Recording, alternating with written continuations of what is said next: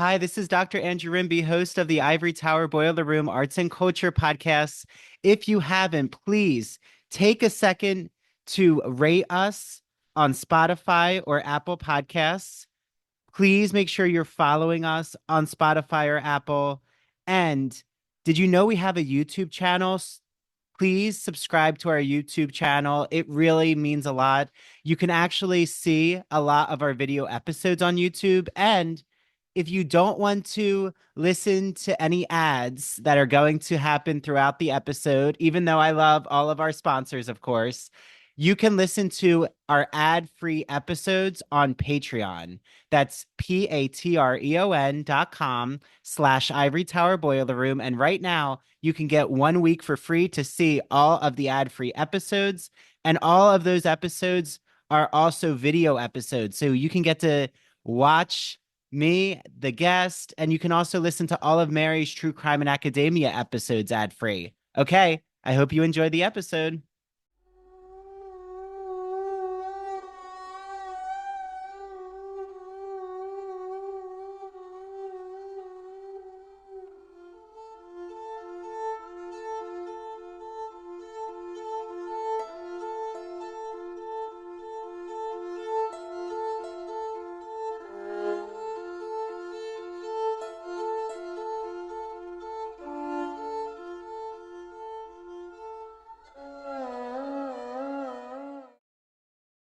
Hey, true crime friends! Welcome back to another episode of True Crime in Academia.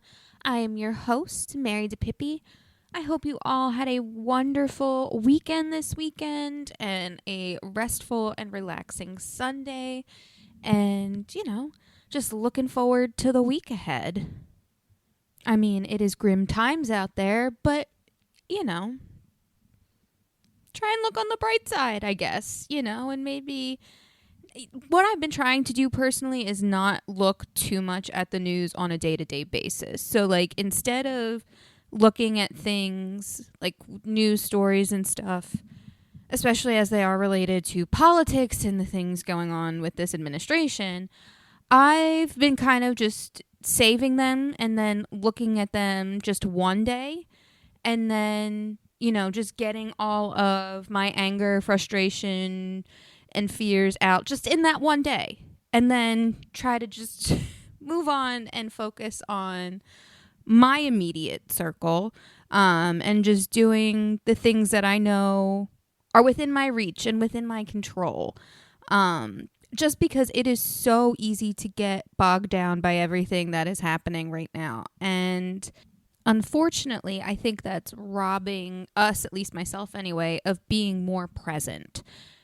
So, long story short, I just hope you are all looking at the positive things that may be happening this week and not focusing on the negativity.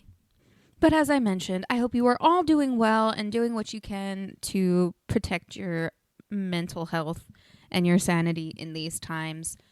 On a more personal note, I guess, things that are going on in my world, I am trying to find ways to make more time for myself, especially with a lot of the work changes and stuff that I don't know if I mentioned. I think I might have mentioned on this podcast, but luckily and thankfully I was recently promoted. So I am still doing everything that I was before. It's just now that I have more of the authority and say so, which is great. But then also on top of that, I am working on bringing someone else onto my team.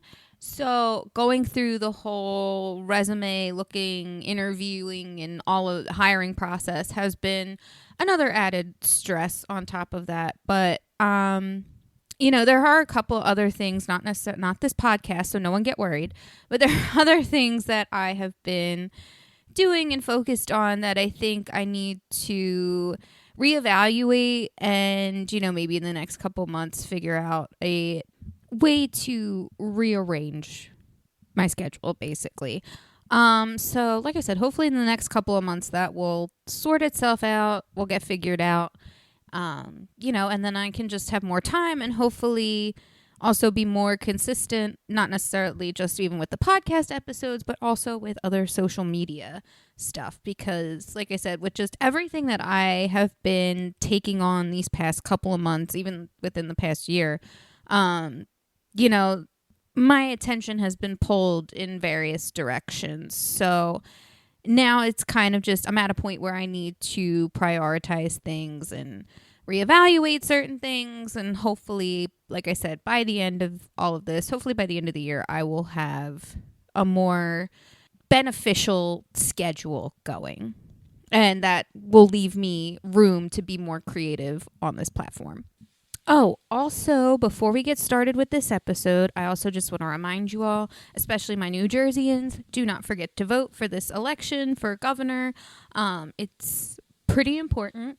A lot, I would say, is riding on it as far as legislations that are considering being passed that could probably easily be passed given the current administration. So make sure you vote.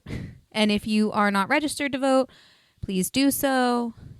Just use your voice and, grab them by the vote.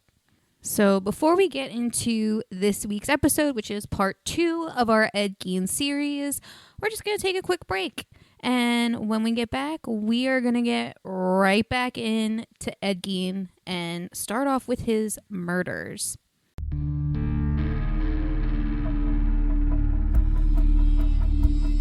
Have you heard me gush and obsess over one of my favorite magazines? It's called The Gay and Lesbian Review, a bi-monthly magazine of history, culture, and politics. Yes, focusing on all things LGBTQ arts and culture. So from reviews like the new Daniel Craig film called Queer to musicals, theater, TV shows, the new January, February issue just was mailed to my house. Yes, I still get a physical copy of the magazine.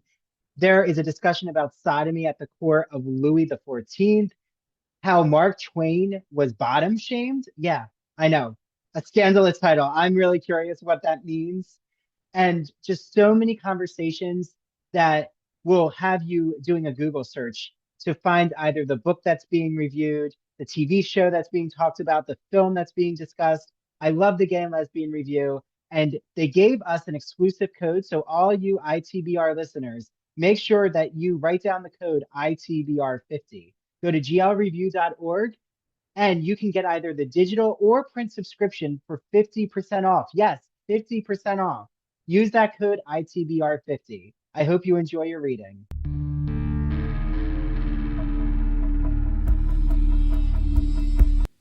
On November 16th, 1957, a 58-year-old hardware store owner named Bernice Worden was reported missing to the authorities when she didn't show up to her hardware store for work that day.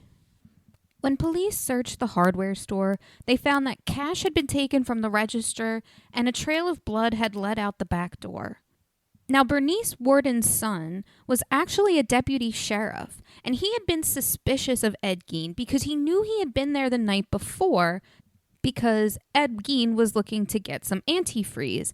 And it seemed that they didn't have it on hand in the shop, so he had to wait and come back the next morning. And it seems that he did come back and pick it up because they were able to find a receipt that Bernice had written out saying that he, in fact, picked up this antifreeze. So Bernice's son, who I believe his name is Frank, he follows his gut. And not too long later, Edward Gein is arrested. When police search the Gein farm, they are absolutely horrified, I would argue even traumatized, from some of the things that they found on this property. And that was already aside from Bernice's body that sadly was hanging, and they said, or one source said that she was kind of laid open like a deer, and decapitated as well. I don't know if I mentioned that. So aside from that, which is already gruesome enough, and I apologize to those who might have been a little upset by that. I should have put a trigger warning before that. I apologize. So also maybe just skip this part also, because aside from that, they also found the head of another woman named Mary Hogan, who had gone missing in 1954. She was actually a bartender at a bar nearby that it was said that Edward Gein frequently went to. But in initially searching for her, there was no evidence to tie him to her disappearance. But obviously now, with seeing that her head is in a box, in his house on the property, it was kind of hard to deny that. But aside from those, again, very gruesome things, there was also a collection of various body parts, specifically female body parts. There were furniture pieces that he had made from skin, and it was also said that he was either making or had made a full female skin suit. He had also made masks from some of the faces as well. So, yeah, there was obvious that a lot more was going on here than just these two murders. So, after Ed Gein is arrested and brought to the station, he does confess to both of the murders. And he claimed that both of these women allegedly looked like his mother. And that's kind of what they say set him off. He had also admitted to his grave robbing and defiling and dismembering of corpses that he grave robbed, because that was, the whole purpose of robbing them. He wasn't trying to take their jewels or their valuables. At least I don't think so.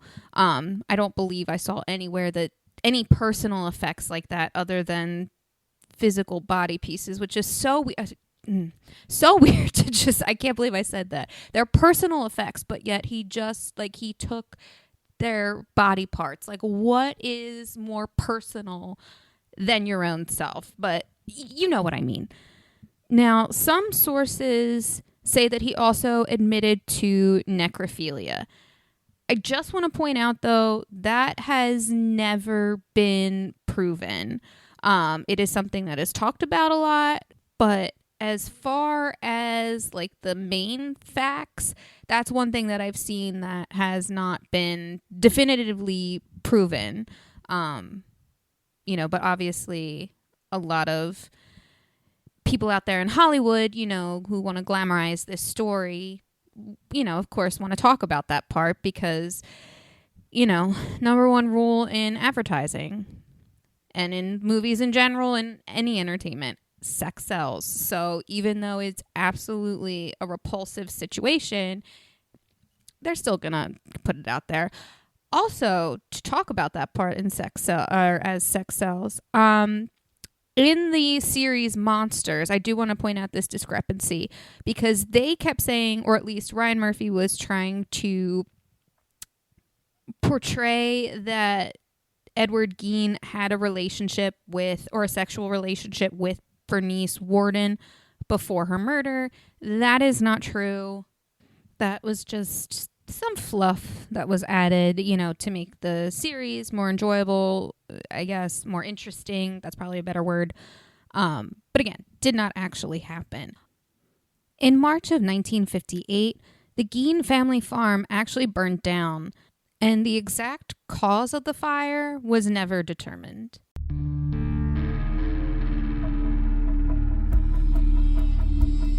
As an English professor, I would have no idea where to begin with books to assign to my students. So I absolutely love Broadview Press, who is celebrating their 40th anniversary. Broadview Press, they publish classic works of literature, academic, humanities books. I've read so many of their books, and I've always loved whatever conversations being discussed, from the philosophy of sport, indigenous philosophy and Native American culture, vampire literature, The Wonderful Wizard of Oz, new edition that just came out just in time for Wicked fandom, folk and fairy tales. My students love the different Cinderella and Little Red Riding Hood fairy tales that we discussed. They always have a really exciting collection. So Head on over right now to broadviewpress.com. Use the exclusive code that they gave us, Ivory Tower, for 20% off all of your orders. I hope you enjoy your reading, and please let me know and DM me with the books that you're getting from Broadview Press because I'd love to share it with Dylan from Broadview Press, who always is curious to see what the Ivory Tower Boiler Room community is purchasing. So enjoy your reading, and I hope you discover even more exciting humanities works.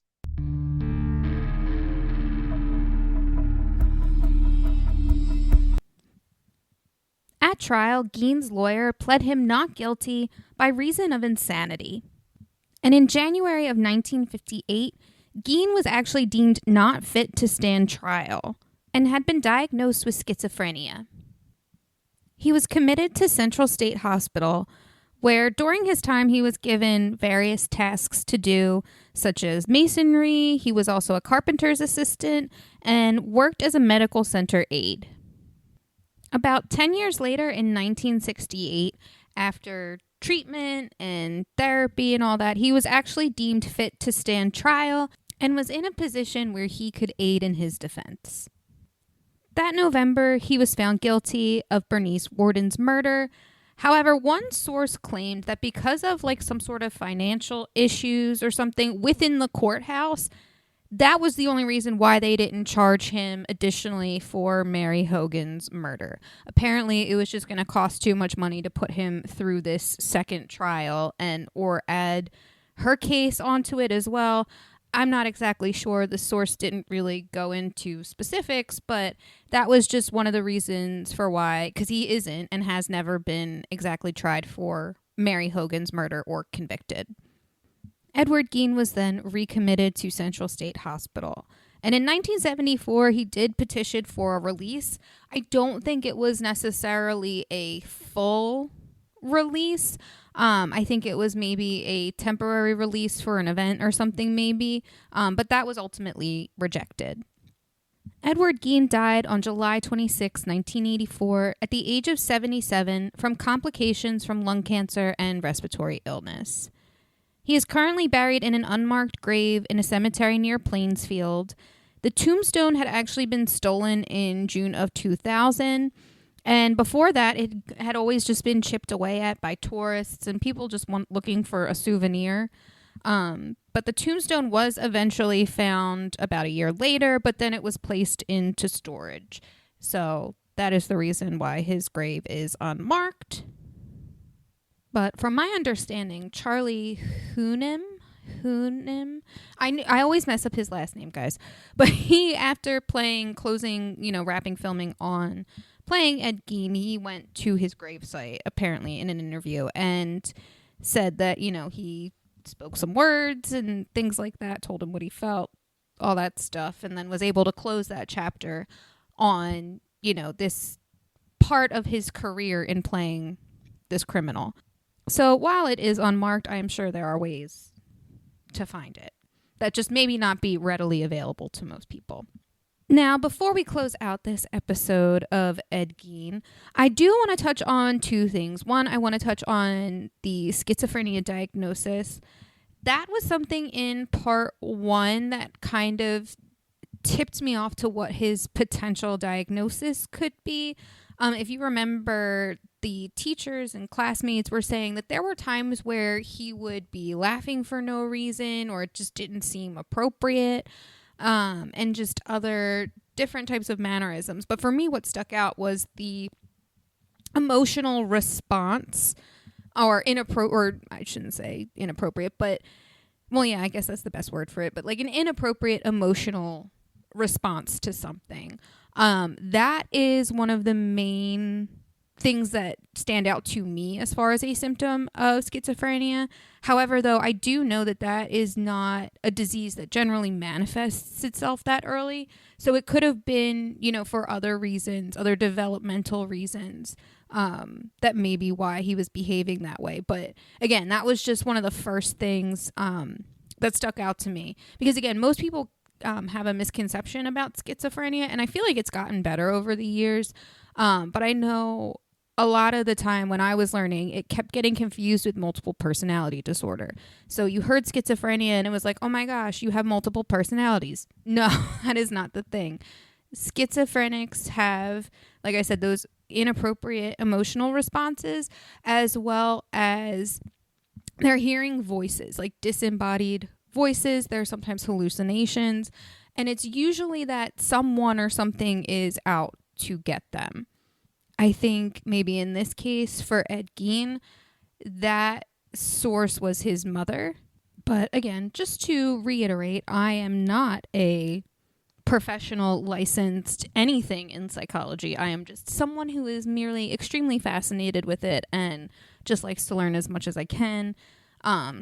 So please don't take any of my opinions as fact. But that is my own take on Ed Gein and his diagnosis. The other thing that I wanted to talk about, which is a huge storyline in the Ryan Murphy Monsters Story of Ed Gein on Netflix, is the Adeline Watkins of it all. So when Edward Gein was arrested and he was giving all these confessions, he had also claimed to have had a romantic relationship with her. And it seemed at one point that the media kind of just went crazy, but she was also not going out of her way to deny any of these things. And if anything, she kind of seemed like she maybe had fed into a little bit, especially of the sensational stuff. So basically, it was said that she had dated Ed for about 20 years. And the two of them shared this interest in the morbid and macabre, like specifically murder cases. Like they would discuss murder cases with each other, specifically the manner of death and things. Again, the more morbid stuff. But later, as the news is coming out with all of these stories, she is eventually interviewed and she tries to set the record straight in saying that, you know, their relationship had been blown out of proportion. She had known Ed for about 20 years, but they had only really been maybe like going steady, or like what she said, he only had called on her for about 7 months. And then after that, they only kind of saw each other intermittently.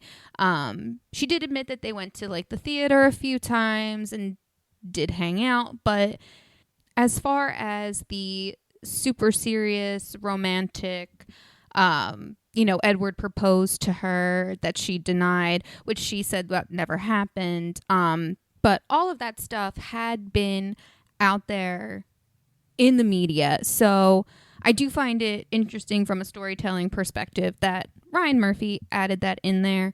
Again, because sex sells, to keep the whole, and people love to have a romance factor in there. So I'm not surprised that that was put in there and really embellished more so. But just to point it out there that was not the case. They were never in a relationship. And she had also maintained that she was never in the Gein household. So she was never privy to his morbid graveyard collection or, anything that was going on. But again, like I said, from a storytelling aspect, I thought that was really interesting to just have that in there. But again, reminder, that was not true. So with that is all I have for you today, my darlings. Please don't forget to follow True Crime in Academia on social media at True Crime in Academia on Instagram, Threads, and TikTok. Also, if you would like to listen to this episode and other episodes of True Crime in Academia ad-free, go to patreon.com/Ivory Tower Boiler Room and become a subscriber today. And until next time, my darlings, I hope you all have a wonderful rest of your week. Stay positive out there. And until the next time, I will see you all later. Are you a fan of classic Hollywood movies? Are you a fan of queer cinema? Then do we have the podcast for you. Hello, everyone. I'm Christian Garcia. And I'm Luke Del Mar. And we are your hosts of That Old Gay Classic Cinema, where we take a look at some of the greatest films of all time and analyze them through a queer theoretical lens. Let's be honest. LGBTQIA+ people have been a part of Hollywood since its inception, and this podcast celebrates those artists and entertainers of yesteryear while also taking a closer look at the queer-coded characters and stories in classic Hollywood films long before queer representation entered the mainstream. So follow us down the road of classic cinema as we give you a guide to some of the films that touched our hearts, brains, and even gave us courage to be ourselves. You can listen to That Old Gay Classic Cinema wherever you get your podcasts, and be sure to follow us on Instagram, YouTube, and TikTok. All right, listeners, we're ready for our close-up.